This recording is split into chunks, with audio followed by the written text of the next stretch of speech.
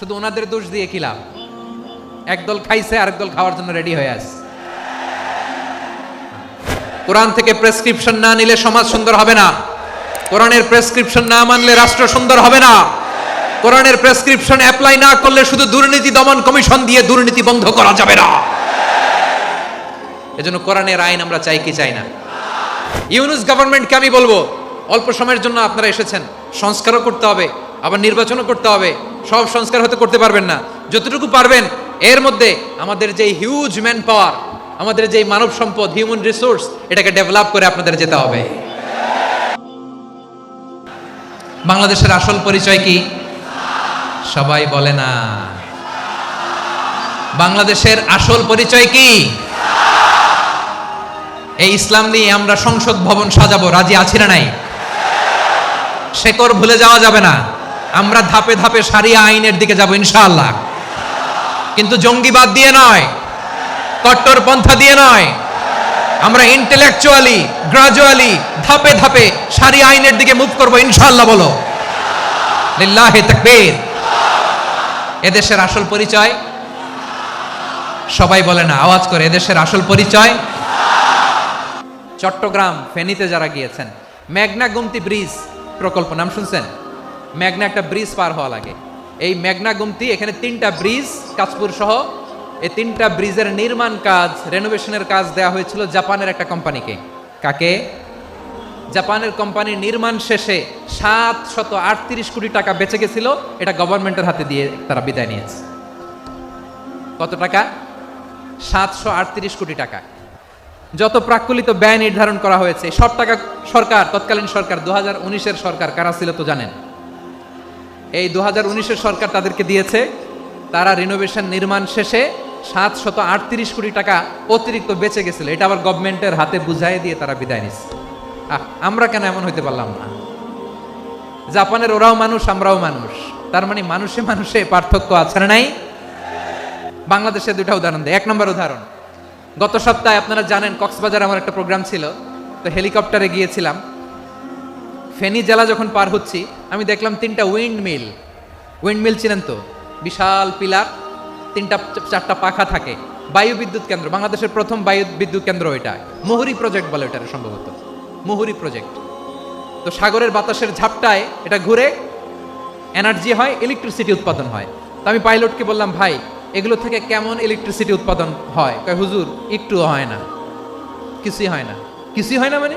বলে হুজুর বাংলাদেশে যত উইন্ডমিল আছে এটার পাখা একটাও ঘুরে না।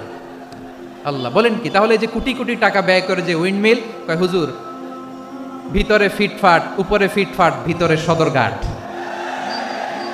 তার মানে কোটি কোটি টাকা দিয়ে এই উইন্ডমিল বানায়, এখানে কিছু নাই। দুর্নীতির আড্ডাখানা, আখড়াখানা বাংলাদেশ, ঠিক কিনা বলেন? হায় রে, জাপানিজরাও মানুষ, আমরাও মানুষ। আমার এক নিকটাত্মীয় সরকারি চাকরিজীবী, উনি আমাকে বললেন, বাংলাদেশের আরেকটা উদাহরণ দেই। উনি আমাকে বললেন যে প্রতি বছর আমাদের অফিসের ফার্নিচার চেঞ্জ করে। আমি বললাম প্রতি বছর ফার্নিচার চেঞ্জ করে কেন? বলে যে ফার্নিচার নতুন পারচেজ করলেই তো ওইখানে টাকা, নতুন কিনতে পারলেই টাকা, নতুন উন্নয়নের সবক শোনাতে পারলেই টাকা। প্রথম আলোর রিপোর্ট, কি আলো? প্রথম আলোর রিপোর্ট, গত 15 বছরে উন্নয়নের নামে লুটপাট হয়েছে প্রায় 3.25 লাখ কোটি টাকা। কার রিপোর্ট? আমাদের বানানো কথা। প্রথম আলোর রিপোর্ট। গত 15 বছরে কারা ছিল জানেন তো? হ্যাঁ, শুধু ওনাদেরকেই দোষ দিয়ে লাভ নাই। স্বাধীনতার পর থেকে শুধু শাসকের হাত বদল হয়েছে, আমরা কিছু পাই নাই, ঠিক কিনা বলেন? শুধু ওনাদের দোষ দিয়ে কি লাভ? একদল খাইছে, আরেক দল খাওয়ার জন্য রেডি হয়ে আছে। আমরা এরকম চাই না, জনগণকে ফুটপাতে বসাই দিচ্ছি। প্রিয় ভাইয়েরা, তাহলে জাপানের মানুষও মানুষ, আমরাও মানুষ। সিদ্ধান্ত আপনার, কোন মানুষ হবেন, ভালো মানুষ না খারাপ মানুষ? আজকের আলোচনার বিষয় হচ্ছে মানব সম্পদের উন্নয়ন, human resource development. It's a process to increase the capacity of knowledge, skill, capacity of the people of a country. একটা দেশের মানুষের জ্ঞান, তাদের দক্ষতা কি করে বাড়ানো যায়, বাড়িয়ে দেশের উন্নয়ন করানো যায়, এটাই হচ্ছে মানব সম্পদ উন্নয়নের মূল কথা। তাহলে মানব সম্পদ হচ্ছে একটা দেশের সবচাইতে শক্তিশালী পুঁজি। ইউনূস গভর্নমেন্টকে আমি বলবো, অল্প সময়ের জন্য আপনারা এসেছেন, সংস্কারও করতে হবে, আবার নির্বাচনও করতে হবে। সব সংস্কার হয়তো করতে পারবেন না, যতটুকু পারবেন এর মধ্যে আমাদের যে হিউজ ম্যান পাওয়ার, আমাদের যে মানব সম্পদ, হিউম্যান রিসোর্স, এটাকে ডেভেলপ করে আপনাদের যেতে হবে। যেটা পারবেন না সেটাকে পরবর্তী নির্বাচিত গভর্নমেন্টের কাছে রেখে যেতে হবে, যে তারা যেন করে, তাদের কাছে আপনারা এটা রেখে যাবেন। তাহলে মানুষ চাইলে বিশ্ব জয় করতে পারে, আর মানুষকে হারাতে পারে কেউ? জোরে বলো যশোর, মানুষকে হারাতে পারে কেউ? আল্লাহ আমাদেরকে জনসংখ্যা দিয়েছেন প্রিয় ভাইয়েরা। এই জনসংখ্যা অনেক বড় সম্পদ, এটা আমাদের জন্য অভিশাপ নয়, আশীর্বাদ। আমাদের জনসংখ্যাকে যদি আমরা জনশক্তিতে রূপান্তর করতে পারি, আজকে বাংলাদেশ যে অবস্থানে দাঁড়িয়ে আছে, বাংলাদেশ তার 20 গুণ উন্নতির শিখরে চলে যাবে। চিল্লায় বলো ঠিক কিনা? আমাদের শ্রমিক ভাইরা বাইরে কাজ করে, আমাদের শ্রমজীবী ভাইরা, প্রবাসীরা, তাদের ব্যাপারে গুরুত্ব দিতে হবে। আমাদের শ্রমের দাম সবচেয়ে কম, সবচেয়ে কম। তারা এম্বাসিতে গুরুত্ব পায় না, এয়ারপোর্টে গুরুত্ব পায় না। এই সরকার অবশ্য তাদেরকে অনেক গুরুত্ব দিচ্ছে। আমাদের অদক্ষ শ্রমিককে যখন আমরা দুবাই পাঠাই, অল্প বেতন পায়, কিন্তু ইন্ডিয়ানরা দক্ষ শ্রমিক পাঠালে তার 3 গুণ বেতন পায়। আমরা আমাদের শ্রমিকদেরকে অদক্ষভাবে আর পাঠাতে চাই না, দক্ষ শ্রমিক পাঠিয়ে আমরা রেমিটেন্সের বন্যা বইয়ে দেব। আমাদের শ্রমিকদের পাঠানো রেমিটেন্সের টাকায় সচল থাকে আমার দেশের অর্থনীতির চাকা। তাদেরকে সবচেয়ে গুরুত্ব দিতে হবে। আমরা পেয়েছি ফ্রিডম ফাইটার, মুক্তিযোদ্ধা, আর আমার প্রবাসী ভাইরা হচ্ছে রেমিটেন্স ফাইটার। জোরে বলো ঠিক কিনা? তাহলে আমাদের এই জনশক্তিকে জনসম্পদে ট্রান্সফর্ম করতে হবে, ঠিক কিনা বলেন? সরকার জনগণকে এভাবে পলিশ করতে হবে। মা বাবারা ছেলে মেয়েদের মধ্যে কার কোন যোগ্যতা, তাকে ওইভাবে কাজে লাগাতে হবে। সবার এ প্লাস পাওয়ার কোনো দরকার নাই। আমাদের দেশে একটা টেন্ডেন্সি আছে, পরীক্ষায় এ প্লাস না পাইলে কই তুই কি করলি, পাশের বাড়ির ছেলে এ প্লাস পাইছে, যা ওর পা ধোয়া পানি খা। কি খা? তা আমি ভাবছি যে পা ধোয়া, এ প্লাস পাওয়া ছেলেদের পা ধোয়া পানির একটা পানির ব্র্যান্ড বানাইতে হবে। এরকম লেখা থাকবে, এ প্লাস পাওয়া ছেলেদের পা ধোয়া পানি। খাওয়া নাই, এগুলার খাওয়া নাই। ওরে আল্লাহ এ প্লাস পাওয়ার জন্য বানাইছে, আর আপনার ছেলেকে এই এ প্লাস গুলারে নিয়ন্ত্রণ করার জন্য আল্লাহ বানাইছে। ওকে দিয়ে আল্লাহ কি করবে আপনি জানেনই না। একটা এ প্লাস, একটা এ গ্রেড একটা মানুষের জীবনকে ঠিক করে দিতে পারে না। আপনার ছেলেকে আল্লাহ অন্যদিকে যোগ্যতা দিয়েছে। ওদের মনোবল ভাঙবেন না, খবরদার, খবরদার। ছেলে মেয়েদের মনোবল ভাঙবেন না। যাকে দিয়ে যেটা হবে তাকে দিয়ে সেটা করতে হবে, তার প্রতিভাকে সেভাবে কাজে লাগাতে হবে। তাহলে বাংলাদেশ, আমাদের এই জনসংখ্যা জনসম্পদে রূপান্তরিত হবে। আমাদের সরকারের তত্ত্বাবধানে আমাদের 18 কোটি জনগণ দক্ষ জনশক্তিতে রূপান্তরিত হোক। আমরা চাই কি চাই না?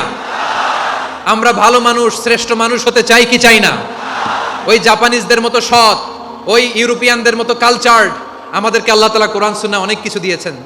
যেহেতু বর্তমানে আমরা দেখছি তারা সৎ, তাদের মধ্যে ভ্যালু আছে, সেগুলো আমাদের মধ্যে আনার দরকার আছে না নাই? আর ইসলাম দিয়ে আমাদের জীবনকে সাজাতে হবে, ইসলাম দিয়ে আমার পরিবারকে সাজাতে হবে। ইসলাম থেকে, কোরআন থেকে প্রেসক্রিপশন না নিলে জীবন সুন্দর হবে না। কোরআন থেকে প্রেসক্রিপশন না নিলে সমাজ সুন্দর হবে না। কোরআনের প্রেসক্রিপশন না মানলে রাষ্ট্র সুন্দর হবে না। কোরআনের প্রেসক্রিপশন অ্যাপ্লাই না করলে শুধু দুর্নীতি দমন কমিশন দিয়ে দুর্নীতি বন্ধ করা যাবে না। এজন্য কোরআনের আইন আমরা চাই কি চাই না? প্রিয় ভাইরা, হিউম্যান রিসোর্স ডেভেলপমেন্ট, মানব সম্পদের উন্নয়ন, আমাদের সরকার যেন এদিকে নজর দেয়। আমরা যেন এই ব্যাপারে যত্নবান হয়ে উঠি। যাকে আল্লাহ যে যোগ্যতা দিয়েছে, এই যোগ্যতা দিয়ে আমরা যেন ইসলামের জন্য, দেশের জন্য কাজ করি। আমরা যেন আমাদের স্কিল ডেভেলপ করি, আমাদের পটেনশিয়ালকে ডেভেলপ করি। মোরালিটি, ভ্যালিউজ নিয়ে শাইখ আহমদুল্লাহ আলোচনা করেছেন, এগুলো দিয়ে যেন আমরা আমাদেরকে সাজাই। আল্লাহ তাআলা আমাদের দেশকে তুমি নিরাপদ করো, আমরা পড়ি আমিন। আল্লাহ আমার 18 কোটি জনগণকে তুমি জনশক্তিতে রূপান্তরিত করো, আমিন। আল্লাহ আমরা হাতে হাত রেখে, কাঁধে কাঁধ মিলিয়ে ভাইয়ে ভাইয়ে যেন এই দেশকে গড়তে পারি, আল্লাহ তুমি তৌফিক দান করো, আমরা পড়ি আমিন। আমার প্রিয় মহিউদ্দিন ভাই বলেছেন, হুজুর এমন একটা ঘোষণাপত্র দিয়ে যাবেন আজকের এই ঐতিহাসিক যশোরের প্রোগ্রামে, যেটা গোটা বাংলাদেশে মানুষ এটার উপর আমল করে। আমি যে কথাটা বলেছি এটাই, আসুন আমরা আমাদের জনসংখ্যাকে জনসম্পদে ট্রান্সফর্ম করি। আমাদের জনসংখ্যাকে আমরা যেন জনশক্তিতে রূপান্তরিত করি। জনসংখ্যাকে ট্রান্সফর্ম করে জনশক্তি দিয়ে আমরা যেন আগামীর বাংলাদেশ, স্বাধীন বাংলাদেশ 2.0-কে গড়ে তুলি। আল্লাহ তাআলা আমাদের সবাইকে কথাগুলো বোঝার, আমল করার তৌফিক দান করুন। এই জেনজি, ক্ষমা করে দিও আমাকে, অনেক ধমক দিছি, বকা দিছি। আল্লাহ তোমাদেরকে করুক, কবুল করুক, যশোরবাসীকে কবুল করুক, আর দিনকে কবুল করুক। এই মেডিকেল কলেজকে কবুল করুক। ইসলামের জন্য বাঁধ ভাঙা এই জোয়ার এবং উচ্ছ্বাসকে আল্লাহ তাআলা কবুল করুক।